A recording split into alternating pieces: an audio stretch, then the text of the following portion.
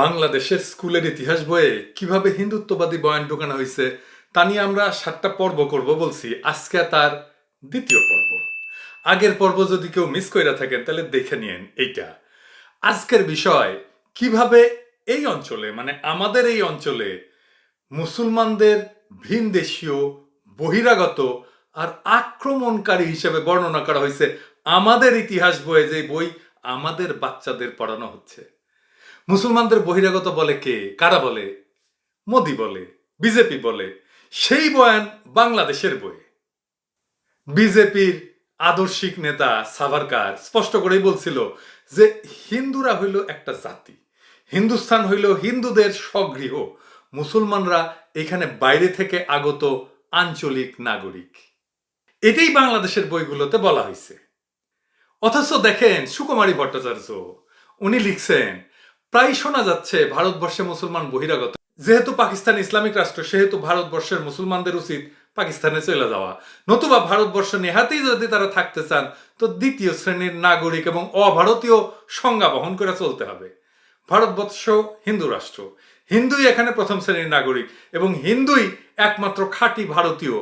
বছর দশেক আগে প্রথম বিশ্ব হিন্দু পরিষদের যে বিশাল সমাবেশ হয় দিল্লিতে, তখন 4-5 হাত লম্বা অক্ষরে দিল্লির ইতস্তত বিরাট দেওয়াল জোড়া বিজ্ঞপ্তি দেখা যায়, ভারতবর্ষে সকল অহিন্দুই অভারতীয়। তাইলে দাঁড়াচ্ছেই যে যারা জন্মসূত্রে কর্মসূত্রে ভারতবাসী, যাদের পূর্বপুরুষদের অধিকাংশই ধর্মান্তরিত হিন্দু, তারা 1300-1400 বছর আগে তাদের ধর্ম নিয়ে কিছু মানুষ ভারতবর্ষের বাইরে থেকে এসেছিলেন বলেই তারা অভারতীয়। এই সংজ্ঞাকরণ যে সম্পূর্ণ যুক্তিহীন তা স্পষ্টতই প্রতীত হচ্ছে। এইটা সুকুমারী ভট্টাচার্যেরই লেখা। পাঠ্য বইয়ে এই বিভেদাত্মক ঘৃণ্য বয়ান ঢুকা দেওয়া হয়েছে বারবার। বাইরে থেকে, যুদ্ধ করে দখল ইত্যাদি শব্দে মুসলমানদের বহিরাগত প্রমাণ করার অপচেষ্টা করা হয়েছে। ধরেন দেখেন, বখতিয়ার খলজিকে বলা হয়েছে ভাগ্যান্বেষী তুর্কি আফগান শাসক। এটা ক্লাস 6-এর বইয়ে বলা হয়েছে। আবার ক্লাস 9-এর বইয়ে বলা হয়েছে তিনি মধ্য এশিয়া থেকে আগত। আবার দেখেন ইলিয়াস শাহ প্রসঙ্গে বলা হয়েছে ইলিয়াস শাহ পারস্য থেকে আগত। তো শেখ মুজিবের দলের লোকেরা বলে শেখ মুজিব নাকি ইরাক থেকে আসছিল। তো আমরা কি এভাবে বলবো যে শেখ মুজিব ইরাক থেকে আগত? বই কি বলছে শেখ মুজিব বলার সময় যে শেখ মুজিব ইরাক থেকে আগত বলছে? বলে নাই। আলাউদ্দিন হোসেন শাহ বহুদূর থেকে এসে ভারতের পূর্ব প্রান্তে এসেছিলেন।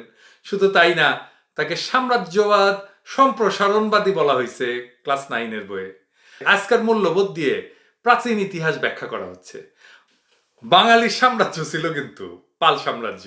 তো পালেরা সাম্রাজ্য বিস্তার করেনি।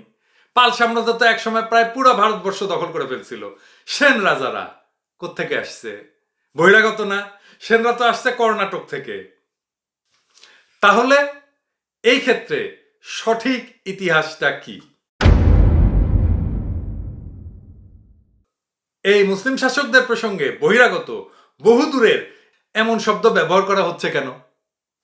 আসল কথা হইল, মুসলিম শাসন শুরু হওয়ার অনেক আগে এই অঞ্চলে মুসলিম জনবসতি এবং ইসলামের ব্যাপক প্রসার শুরু হয়।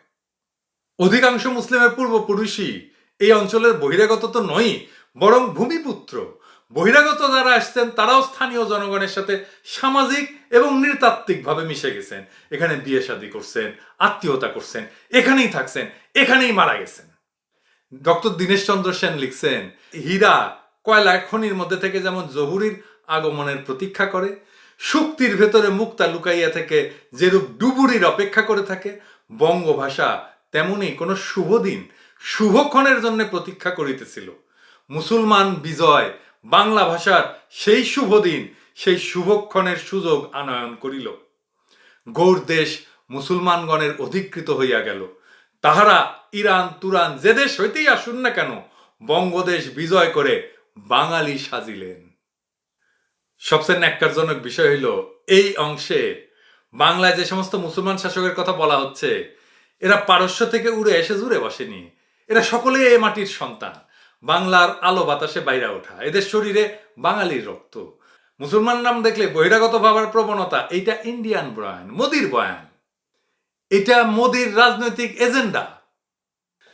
ধরেন ফখরুদ্দিন মোবারক শাহ 1338 থেকে 1352 সাল পর্যন্ত রাজত্ব করছেন। ফখরুদ্দিন বর্তমান নোয়াখালী জেলার পূর্বাংশে এক গ্রামে এক সুন্নি মুসলিম পরিবারে জন্মগ্রহণ করেন। এই গ্রামের সঠিক অবস্থান নিয়ে সন্দেহ থাকলেও ধারণা করা হয় এটা নোয়াখালী জেলার কবিরহাট উপজেলায় অবস্থিত। সিকান্দার শাহ 1358 থেকে 1993 সাল পর্যন্ত রাজত্ব করছেন। ইনি ইলিয়াস শাহের ছেলে, মা বাঙালি ব্রাহ্মণ মেয়ে ফুলমতি বেগম। তিনি বিয়েও করেন এক হিন্দু নারীকে, যার গর্ভে জন্ম নেয় পরের সুলতান। এরপরও নাকি এরা বিদেশি বহিরাগত। গিয়াসউদ্দিন আজম শাহ 1393 থেকে 1409 সাল পর্যন্ত শাসন করছেন। উনি সিকান্দারের ছেলে, মা স্থানীয় বাঙালি হিন্দু। সাইফুদ্দিন হামজা শাহ 1409 থেকে 1411 সাল পর্যন্ত শাসন করছেন। উনি গিয়াসউদ্দিনের ছেলে। যদু সেন জালালউদ্দিন মাহমুদ শাহ 1418 থেকে 1432 সাল পর্যন্ত রাজত্ব করছেন। গণেশের ছেলে শামসুদ্দিন আহমেদ শাহ 1432 থেকে 1442 সাল পর্যন্ত রাজত্ব করছেন। যদু সেন মানে জালালউদ্দিনের নাম ছিল যদু সেন। যদু সেন তার ছেলে হচ্ছে নাসিরউদ্দিন মাহমুদ শাহ 1442 থেকে 1459 পর্যন্ত রাজত্ব করছেন। রকুনউদ্দিন বরবক শাহ 1459 থেকে 1474 সাল পর্যন্ত রাজত্ব করছেন। উনার ছেলে শামসুদ্দিন ইউসুফ শাহ 1474 থেকে 1481 সাল পর্যন্ত রাজত্ব করছেন। আলাউদ্দিন হোসেন শাহ 1493 থেকে 1519 সাল পর্যন্ত রাজত্ব করছেন। শেষ হাফসি সুলতানের উজির। ডক্টর নীতিশ সেনগুপ্তের মতে তার মা বাঙালি মেয়ে। ফ্রান্সিস বুচানন হ্যামিল্টন উনি বলছেন আলাউদ্দিন হোসেন রংপুরের দেবনগর গ্রামের নিবাসী। যদি তাই হয় তবে হুসাইন শাহ তো এই ভূমিরই সন্তান। নসরত শাহ 1519 থেকে 1532 সাল পর্যন্ত রাজত্ব করছেন।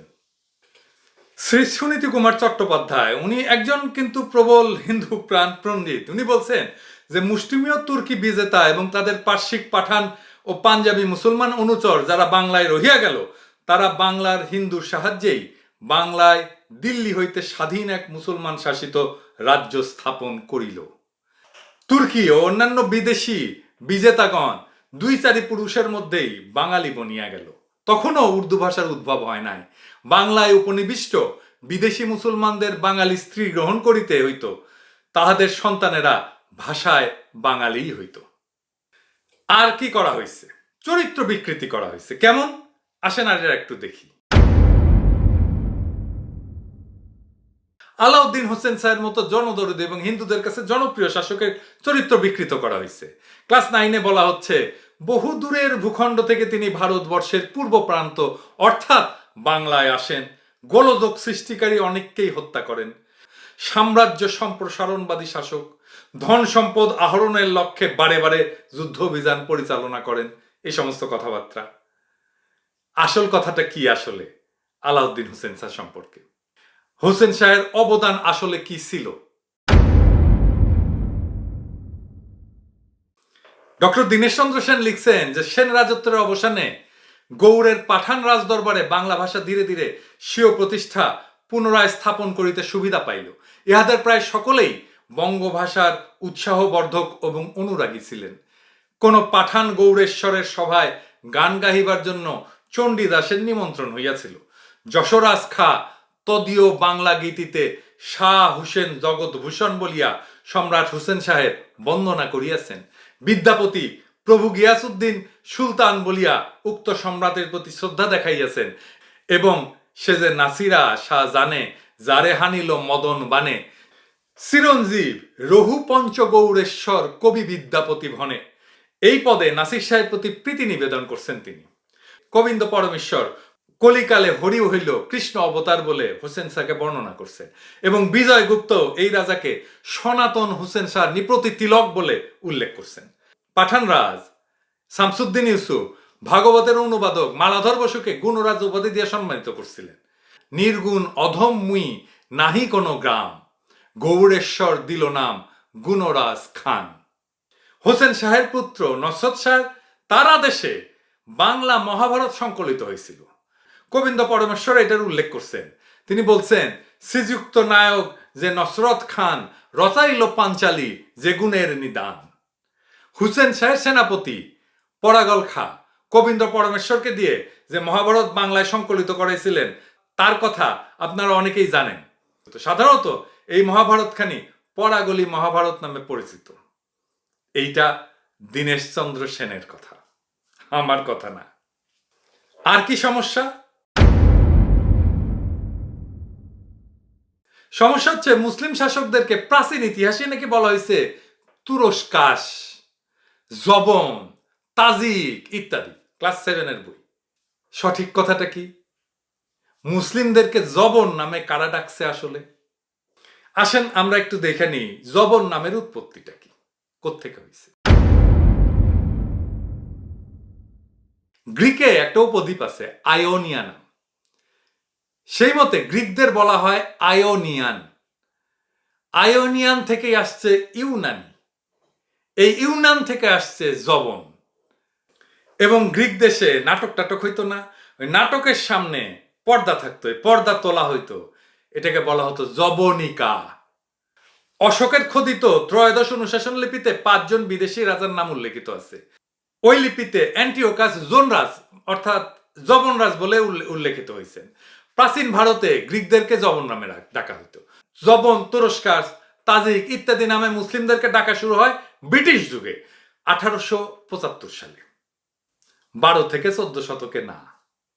ঈশ্বরচন্দ্র গুপ্ত এবং রঙ্গলাল বন্দ্যোপাধ্যায় এই সমস্ত বিভিন্ন কাব্য এবং লিখনীতে হিন্দু মুসলিম দ্বন্দ্ব এবং জাতি বিদ্বেষ বারবার আসছে। তাদের রচনায় মুসলিমরা হীনভাবে চিত্রিত এবং উপস্থাপিত। বাংলা সাহিত্যে মুসলিম বিদ্বেষের সূত্রপাত হয়েছে ঈশ্বরচন্দ্র গুপ্তের হাত ধরে। এই ঈশ্বরচন্দ্র গুপ্তের ভাষায় মুসলমানরা হয় জবন, নয় নেড়া। নেড়া কেন জানেন? নেড়া বলে কেন? কারণটা হচ্ছে বৌদ্ধদেরকে তো হিন্দুরা পিটাইছিল, মাইরা বাইর করে দিছিল বাংলা থেকে। তো তাদের মুন্ডিত মস্তক থাকতো, মাথায় চুল থাকতো না। আপনারা তো এখনো দেখেন বৌদ্ধ ভিক্ষুরা মাথায় চুল রাখে না, নেড়া করে ফেলে। এরা দলে দলে মুসলমান হয়েছিল, সেজন্যই মুসলমানদেরকে নেড়ে বলা হয়। 1857 সালে যে সিপাহী বিদ্রোহ হয়, সে সময় মুসলমানদের ভূমিকায় কবি ক্ষুব্ধ হইয়া সংবাদ প্রভাকরের সম্পাদকীয়তে লিখলেন, অবোধ জবনেরা উপস্থিত বিদ্রোহের সময় গভর্নমেন্টের সাহায্যার্থে কোন প্রকার সদানুষ্ঠান না করাতে তাহার দিগের রাজভক্তির সম্পূর্ণ বিপরীতাচরণ প্রচার হইয়াছে এবং বিজ্ঞ লোকেরা তাহাদিগকে নিতান্ত অকৃতজ্ঞ জানিয়াছেন। জয়া চ্যাটার্জি বলতেছে যে সাহিত্যে ঐতিহাসিক বিষয় হিসেবে পলাশীর যুদ্ধের ঘোষণাকে বাংলায় এবং ভারতে ব্রিটিশ বিজয়ের ঘটনার 1 শতাব্দীর বেশি সময়ের পরে প্রথম আনছিল নবীনচন্দ্র সেন মহাকাব্য, এই যে পলাশীর যুদ্ধ মহাকাব্যে। প্রথম প্রকাশিত হয় 1875 সালে। তো নবীনচন্দ্র সেন কিন্তু ফেনীর ম্যাজিস্ট্রেট ছিল। সে সেই সময় মুসলমান যুগ কিভাবে উপস্থাপন করবে সে ব্যাপারে খুব দ্বিধাদ্বন্দ্বে ছিলেন। পলাশীর যুদ্ধ কাব্যে মুসলমান বাদশাদের নিষ্ঠুরতার, মূর্তি ভাঙ্গার, লুট করার, ধর্ষণ করার অনেক ঘটনার কথা উল্লেখ আছে। এটাকেই মুসলিম শাসনের বৈশিষ্ট্য বলে চিহ্নিত করা হয়েছে নবীনচন্দ্র সেনের লেখায়। এবং সিরাজউদ্দৌলাকে বলা হয়েছে নীতিভ্রষ্ট এবং লম্পট ব্যক্তি। বলছে যে ক্লাইভকে মোকাবেলা করার আগে সিরাজউদ্দৌলা নাকি মদ খেয়ে মদের ঘোরে আচ্ছন্ন ছিল, ভীত সন্ত্রস্ত ছিল এবং সেই কারণে ক্লাইভের চ্যালেঞ্জের মোকাবেলা করতে ব্যর্থ হয়েছে। হ্যাঁ, ওইখানকার কিছু কথা বলি আর কি, দেখাই দিই বই থেকে। হ্যাঁ, দেখেন কেমনে লিখছে নবীনচন্দ্র সেন। ওইটি করে নিয়ে আবার প্রথম আলো ডেইলি স্টার প্রচুর লেখালেখি করে। হ্যাঁ, দেখেন লিখছে, জানি আমি জবনের পাপ অগণিত, জানি আমি ঘোরতর পাপের ছায়াম, প্রতি ছত্রে ইতিহাসে আছে কলঙ্কিত। ছিল কি সম্রাট মাত্র সমনি সংশয়, পাপী আওরঙ্গজীব আলাদিন পামর ছিল যদি, ছিল নাকি বাবর আকবর। হেমচন্দ্র বন্দ্যোপাধ্যায় তার বীরবাহুতে লিখছেন, আরে রে নিষ্ঠুর জাতি পাষণ্ড বর্বর, পুরাবো জবন রক্তে সমন খরপর। এই যে সাহিত্যে জবন শব্দের ব্যবহারগুলো করছেন যারা, তারা বহিরাগত ইউরোপিয়ান অথবা ইংরেজদেরকে কোথাও কখনো জবন বলে উল্লেখ করছেন এমন দৃষ্টান্ত কিন্তু আপনি খুঁজে পাবেন না। বঙ্কিমচন্দ্র সে তো ইতিহাস নির্ভর উপন্যাস লিখছে, এইখানে হিন্দু মুসলিমের দ্বন্দ্বকে কেন্দ্র করে কতগুলো উপন্যাস লিখছে। যেমন ধরেন দুর্গেশ নন্দিনী, কপালকুণ্ডনা, মৃণালিনী, চন্দ্রশেখর, রাজসিংহ, আনন্দমঠ, সীতারাম, কত কিছু। এইসব কাহিনীর মধ্যে তিনি মুসলমান চরিত্রগুলোতে জবন হিসাবে উল্লেখ করছেন এবং জবনের সাথে অন্য কিছু যুক্ত করে নানাকি শব্দ তৈরি করছেন, যেমন জবন সেনা, জবন সেনাপতি, জবন সম্রাট, জবন সাম্রাজ্য, জবন দূত, জবন বিপ্লব, জবন ধর্ম, জবন নিপাত, জবন সমীপে, জবন শ্রেণী, জবন কন্যা, জবন বেশ, জবন হস্ত, জবন ইতিহাস বেত্তা, জবন সমাধিঘাত, জবন গমনকালে, এই সমস্ত। আনন্দমঠে লিখছেন উনি, সেই এক রাত্রের মধ্যে গ্রামে গ্রামে নগরে নগরে মহাকলহল পড়িয়া গেল। সকলে বলিল মুসলমান পরাভূত হইয়াছে, দেশ আবার হিন্দুর হইয়াছে। সকলে একবার মুক্ত কণ্ঠে হরি হরি বলো। গ্রাম্য লোকেরা মুসলমান দেখিলেই তাড়াইয়া মারিতে যায়। কেহ কেউ সেই রাত্রে দলবদ্ধ হইয়া মুসলমান দিগের পাড়ায় গিয়া তাদের ঘরে আগুন দিয়া সর্বস্ব লুটিয়া লইতে লাগিল। অনেক জবন নিহত হইল। অনেক মুসলমান দাড়ি ফেলিয়া গায়ে মৃত্তিকা মাখিয়া হরি নাম আরম্ভ করিল। জিজ্ঞাসা করিলে বলিতে লাগিল মুই হেদু। তার মানে এই শব্দগুলো প্রবর্তিত হয়েছে মুসলিম শাসনকে খারাপভাবে চিত্রিত করার জন্য ইংরেজ আমলে, কিন্তু দুঃখের বিষয় হলো বাংলাদেশের পাঠ্যপুস্তকে সেগুলো স্থান পাইছে। আর কি সমস্যা? আরো গভীর সমস্যা আছে, আসেন আবার দেখি সেটা। দেখেন, গজনভিকে সাম্রাজ্যবাদী শাসকের তালিকায় চেঙ্গিস খান হিটলারের সাথে এক কাতারে ফেলা হয়েছে ক্লাস 9-এর বইয়ে। হিটলার মুসলিনের সাথে সুলতান মাহমুদের নাম একসাথে নেওয়া, এমনকি আলেকজান্ডারের সাথে একসাথে নেওয়া চূড়ান্ত ঐতিহাসিক এবং বুদ্ধিবৃত্তিক অসততা। নিজের সীমার বাইরে হস্তক্ষেপ করা যাবে না, এটা তো আধুনিক ধারণা। এটা ওয়েস্টফেলিয়ান সার্বভৌমত্বের ধারণা। ওয়েস্টফেলিয়া নিয়ে আমার একটা ধর্ম নিরপেক্ষতা বিষয়ে একটা ভিডিও আছে, অনেক পুরনো, দেখতে পারেন, যে কখন এই সার্বভৌমত্বের ধারণা, দেশের রাজ্যের সার্বভৌমত্বের ধারণা, অন্যের রাজ্যে আক্রমণ করা যাবে না, এই জিনিসটা কখন এইটা আন্তর্জাতিক নীতি হিসাবে গৃহীত হয়েছিল। এর আগে ওয়ার্ল্ড অর্ডার কি ছিল? যার শক্তি, যার হ্যাডম, সেই এটা দখল করবে। যুদ্ধ বিগ্রহ, অতীতের ঘটনাকে কি বর্তমানের নৈতিকতা দিয়ে মাপা যায়? এটা তো হয় মূর্খতা, নয় অসততা। যেই সময় আজকের মতো স্বীকৃত আন্তর্জাতিক সীমানা, জাতিরাষ্ট্রের ধারণা, সার্বভৌমত্বের ধারণাই ছিল না, তা সেটা লঙ্ঘন হবে কিভাবে আর সেটাকে অপরাধ বলা যায় কিভাবে? শক্তির প্রতিযোগিতা দিয়ে ভারসাম্য বজায় থাকতো। এই হিসাবে তো ইতিহাসের সকল রাজাবাদ সেই সাম্রাজ্যবাদী। শুধু এই কয়জন কেন, এই সম্রাট অশোকের নাম আসবে, শশাঙ্কের নাম আসবে, সুলতান মাহমুদের নাম কেন আসবে, যিনি কখনো বাংলায় আসেননি, তার নাম আসলো। কিন্তু যারা বাংলাকে সাম্রাজ্যভুক্ত করছে তাদের নাম আসলো না। কি মজা! সেন রাজারা আসেনি, কর্ণাটক থেকে আসেনি বাংলায়। আর দ্বিতীয় বিষয় হচ্ছে কি, এম্পায়ার বা সাম্রাজ্য এবং এম্পিরিয়ালিজম বা সাম্রাজ্যবাদ এক জিনিস না তো। সাম্রাজ্যবাদ শব্দটাই সৃষ্টি হয়েছে 19 শতকের শেষ দিকে, যা মূলত একটা অর্থনৈতিক পরিভাষা। দৃশ্যমান এম্পায়ার বা সাম্রাজ্য ছাড়াও সাম্রাজ্যবাদ হইতে পারে, যেমন আমেরিকা, ইউরোপিয়ান ইউনিয়ন, ভারত, চীন। ঈশ্বরী প্রসাদ সেন মাহমুদ গজনভি সম্পর্কে লিখছেন, সে যুগের মুসলমানদের কাছে তিনি ছিলেন গাজী, ইমানের সেনাপতি, যিনি কুফফার ভূমিকে শিরকের মূলোৎপাটন করেছেন। আর হিন্দুদের কাছে তিনি ছিলেন নির্মম স্বৈরাচার, খাঁটি দস্যু, যিনি ধ্বংস করেছেন পবিত্রতম মন্দির, ইচ্ছাকৃত আঘাত করেছেন তাদের ধর্মানুভূতিতে। কিন্তু নিরপেক্ষ সন্ধানী ব্যক্তি, যিনি সে যুগের স্বতন্ত্র রূপ পরিস্থিতিকে আমলে নেন, ভিন্ন রায় দিতে বাধ্য। তার বিবেচনায় মাহমুদ একজন মহান জননেতা, সৎ এবং ন্যায়বান শাসক, নিজ আলোয় উদ্ভাসিত, অকুত ভয় ও বরপ্রাপ্ত যোদ্ধা, সুবিচার প্রতিষ্ঠাতা, জ্ঞান বিদ্যার পৃষ্ঠপোষক এবং বিশ্বশ্রেষ্ঠ রাজাদের মাঝে একজন হওয়ার যোগ্য। ঈশ্বরী প্রসাদ বলছেন এটা। এমন একজন ব্যক্তিকে চেঙ্গিস খান, সে কয়েক কোটি মানুষের গণহত্যাকারী এবং হিটলারের মতো চরিত্রের সাথে নামোচ্চারণ করছে, এইটা শুধু ইতিহাসের প্রতি অন্যায় না, এটা চরম ধরনের ধৃষ্টতা। মাহমুদ কেন ভারত আক্রমণ করছিলেন, এটা ঐতিহাসিক সুরজিৎ দাশগুপ্ত ভারতবর্ষ এবং ইসলাম গ্রন্থে লিখছেন 31 পৃষ্ঠায়। এটা ঠিক কথা যে মাহমুদের যে সমর প্রতিভা ছিল তার তুলনা সমগ্র বিশ্বের ইতিহাসেই বিরল, এবং প্রাক মুসলিম ভারতীয় রাজাদের দ্বারা প্ররোচিত না হলে মাহমুদের সমর প্রতিভা কোনো না কোনো ভাবে প্রকাশের পথ খুঁজে নিতই। কিন্তু জয়পাল প্রমুখ ভারতীয় রাজন্যদের স্পর্ধা, শঠতা এবং সন্ধিভঙ্গের অপরাধ তারই প্রতিভাকে বিশেষভাবে ভারতবর্ষের দিকেই বিকাশের অনুকূল পরিবেশ করে দিয়েছিল। 'আর কি সমস্যা? ইসলামকে বলা হচ্ছে আরব এবং পারস্যের ধর্ম, মানে মুসলমানদেরকে বহিরাগত, ইসলামকে বহিরাগত কালচার প্রমাণের শত চেষ্টা করা হয়েছে। ক্লাস 9-এর বইয়ে লেখা হচ্ছে আরব এবং পারস্যের ইসলাম ধর্ম ও সংস্কৃতির অনুসারী। আবার বলা হচ্ছে ক্ষমতার ওই টানাপোড়েনে বাংলা অঞ্চলের সাধারণ মানুষের কোনো ভূমিকা ছিল না, তা বলাই বাহুল্য। ভাবখানা এমন যে সাধারণ মানুষেরা আর্মিতে চাকরি করতো না, হিন্দুরা সরকারি চাকরি বাকরি করতো না, ক্ষমতা কাঠামো জনজীবনে কোনো প্রভাবই ফেলতো না। এর চেয়ে কোনো অসত্য কথা হইতে পারে?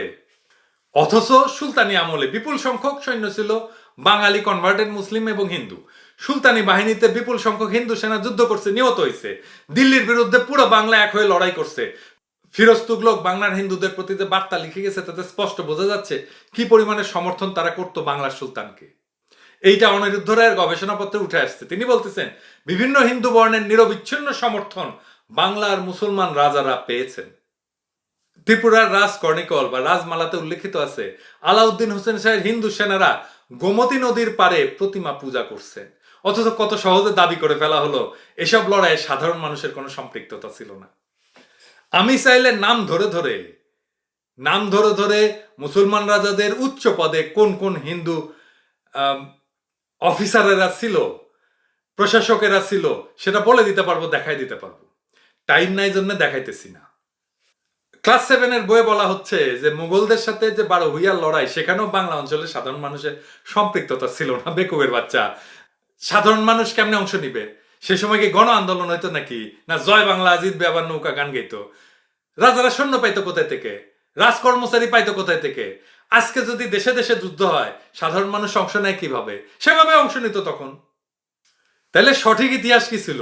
মুসলমান মানে বহিরাগত ধরে নিয়ে ইতিহাস লিখলে এরকম ভুল হবে।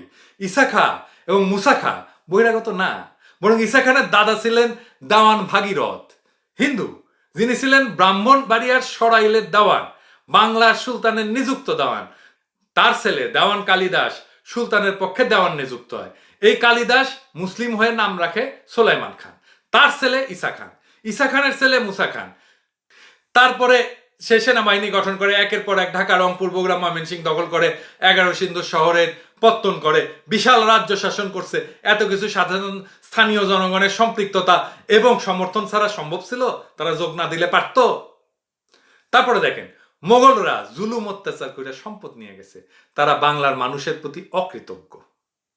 বলা হচ্ছে মোগলরা বিলাসী জীবন কাটাইতো, আর বিলাসের পিছনে বাংলার খেটে খাওয়া মানুষের উৎপাদিত ফসল, শ্রম এবং ঘামের দাগ থাকলেও তার মূল্যায়ন কি কেউ করেছে? যে লিখেছে ওর মনে কত দুঃখ দেখেছে, তো শেষে লিখে দিত পদ্মা সেতু তোমার কাছে বিচার দিলাম। আসল ইতিহাস কি ছিল? মোগল আমল ছিল বাংলার সমৃদ্ধতম সময়। বাদশাহ হুমায়ুন বাংলার নাম দিছিলেন জান্নাতাবাদ। মোগলদের খাজনা দেওয়ার পরেও মানুষ সচ্ছল জীবন যাপন করত। এর প্রমাণ হলো সেই সময় ওয়েলথ গ্যাপ, ধনী গরিবের সম্পদের যে বৈষম্য, এটা কম ছিল, অর্থাৎ গরিবের হাতেও অর্থ ছিল। 2020 সালে ভারতের 5% মানুষের সাথে টোটাল যে সম্পদ, মাত্র 9 জন ব্যক্তির হাতে তার চেয়ে বেশি সম্পদ। আর মোগল আমলে ধনী 1% মানুষের হাতে 15% সম্পদ ছিল, আর গরিব 72% মানুষের হাতে 45% সম্পদ ছিল। সম্পদের বৈষম্য অনেক কম ছিল। সবাইকে এক কাতারে ফেলা বানানো হচ্ছে আক্রমণকারী, জবরদখলকারী। আর কি সমস্যা? ব্রিটিশদের সাথে মুসলিম শাসনকেও একই কাতারে ফেলে দেওয়া হয়েছে। ব্রিটিশরা হইতেছে উপনিবেশবাদী শক্তি, সম্পদ পাচার করছে নিজ দেশে, ইংল্যান্ডে নিয়ে গেছে, আর মুসলিমরা এই দেশে স্থায়ীভাবে থাকার জন্য আসছে, মিশে গেছে স্থানীয় গণমানুষের সাথে। বলা হচ্ছে বাংলা অঞ্চলে ইংরেজদের আগমন এবং শোষণের ইতিহাস অতীতের শোষণের ইতিহাস থেকে খুব একটা পৃথক নয়। আগের 700 বছরের ভারতে 17 বার দুর্ভিক্ষ হয়েছিল। দুঃখজনক কথা, সেই ভারতে ব্রিটিশরা আসার পর থেকে 1850 সাল পর্যন্ত 80 বছরে 12 বার দুর্ভিক্ষ হয়েছে। না খেয়ে মারা গেছে 60 লাখ মানুষ। আগের শাসকেরা, মুসলমান শাসকেরা এই অঞ্চলের অর্থ এই অঞ্চলেই খরচ করছেন, একটা পয়সা বাইরে নেয়নি। আর ব্রিটিশরা 1765 থেকে 1938 এই 173 বছরে আজকের হিসাবে $45 ট্রিলিয়ন পাচার করছে ব্রিটেনে। ব্রিটিশরা তো এদেশে নাই, যেমনটা তারা অস্ট্রেলিয়া, নিউজিল্যান্ডে আছে। অথচ মোগলরা এদেশ ছেড়ে চলে যায়নি, তাদের বংশধরেরা এদেশেই মিশে গেছে। গৌতম নিয়োগী বলছেন যে অর্থে মুসলমানরা বিদেশি সেই অর্থে বৈদিক আর্যগণও বিদেশি, কারণ উভয়ে ভারতবর্ষের বাইরে থেকে আসছিলেন। বিদেশি বলতে প্রকৃত অর্থে বোঝায় ইংরেজ শাসন, যখন সাম্রাজ্যবাদী ইংরেজ সরকার শুধু শোষণ এবং মুনাফা লাভের স্বাদের উপনিবেশ তৈরি করেছিল ভারতবর্ষকে, যারা এই দেশে লীন হওয়ার কোনো ইচ্ছাই কোনোদিন দেখায়নি। তাই বাংলা অঞ্চলে ইংরেজদের আগমন এবং শোষণের ইতিহাসকে মুসলমান আগমনের সাথে সমান করে ফেলা চূড়ান্ত একাডেমিক অসততা। মুসলমানরা দেখেন বাইরে থেকে বিশাল যোদ্ধাই না দখল করছে দেশ, এই কথা বলা হচ্ছে। মুসলমানরা কেন ভিনদেশী বলে গণ্য হবে না? আসেন এটা দেখি। কারণ হচ্ছে তারা এই দেশে এসে স্থায়ীভাবে বসতি কাটছে, বংশ পরম্পরায় যুগ যুগ ধরে এই দেশের অধিবাসী হয়ে থাকছে। এইখান থেকে একটা পয়সাও তারা বাইরে পাচার করেনি, যার মাধ্যমে তাদেরকে ভিনদেশী বা বহিরাগত বা সাম্রাজ্যবাদী উপাধি দেওয়া যায়। সুকুমারী ভট্টাচার্যের ভাষায় আগে অন্তত ৩,৫০০ বছর আগেও আর্যরাও তো ভারতবর্ষের বাইরে থেকে আসছিলেন। ওই সুবাদে তাহলে আর্যরাও কি অভারতীয়? এর কোনো সদুত্তর নেই বলেই আজকাল ইতিহাসকে বিকৃত করে একদল লোক জোর গলায় বলতে শুরু করেছেন যে সিন্ধু সভ্যতা আসলে আর্যদেরই কৃতি। তাহলে আর্যরা আর বহিরাগত হয় না। প্রায় ৪,৫০০ বছর ধরে এক অব্যাহত আর্য সভ্যতার ধারার অস্তিত্ব প্রতিপন্ন করা যায়। এরা মূর্খ না, অজ্ঞ না, উদ্দেশ্য প্রণোদিত মিথ্যাবাদী এবং মিথ্যাচারী। মুসলমান রাজত্ব চলার সময় ভারতবর্ষ থেকে একটা পাই পয়সাও আরব বা পারস্যে যায়নি। অন্যদিকে আগন্তুক মুসলমানদের রাজত্বকালে স্থাপত্যে, ভাস্কর্যে, সঙ্গীতে, শিল্পে, সাহিত্যে, চিত্রাঙ্কনে সর্বভাবে হিন্দুদের সঙ্গে সহযোগিতায় এমন একটা সমৃদ্ধ মিশ্র সংস্কৃতি গড়ে উঠেছিল যার তুলনা বিরল। ভারতীয় হিন্দু আল্লোপনিষদ রচনা করেন, দারাশিকো উপনিষদ ফার্সিতে অনুবাদ করেন, যার থেকে ক্রমে ক্রমে ফার্সি, জার্মান, ইংরেজিতে অনুবাদ হয়। মুসলমান দারাফখা গঙ্গা স্তোত্র রচনা করেন সংস্কৃতে, হিন্দু রামমোহন ফার্সিতে গ্রন্থ রচনা করেন। এই পারস্পরিক আদান প্রদান তো সেই দিন পর্যন্ত চালু ছিল। মুসলিমরা কখনোই বহিরাগত না। আর যারা যেমন বাইরে থেকে এসে শত শত বছর এই দেশে বসবাস করে এই দেশেও নাগরিক হয়ে গেছে, ঠিক একই প্রক্রিয়ায় মুসলিমরাও এই দেশেরই নাগরিক। তাদেরকে বহিরাগত বলাটা ইতিহাসের জ্ঞান সম্পর্কে অজ্ঞতারই বহিঃপ্রকাশ। মুসলিমদেরকে বহিরাগত বলাটা সাম্প্রদায়িক বয়ান, এটা মোদির বয়ান। আর এই মোদির বয়ান হাসিনা গিলাইতেছে আমাদের বাংলাদেশের বাচ্চাদের।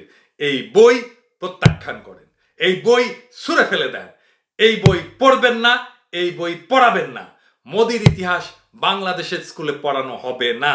এই প্রকল্পের হোতাকে আমরা জানি, কে বইগুলা লিখছে আমরা জানি, কোথায় সে পড়াশোনা করছে আমরা জানি। দিল্লিতে পড়াশোনা করে আসছে। আজকে পরিচয় করায় দেব না, এপিসোডগুলো শেষ হোক তখন পরিচয় করায় দেব। তাকে নিয়ে একটা স্পেশাল এপিসোড করব। আমরা থমাক্কলে ছাড়বো না, এখন না, টাইম আসুক তোমারে আমরা ধরবো, কচ্ছপের মতো কামড় দিয়া ধরবো। Mind it.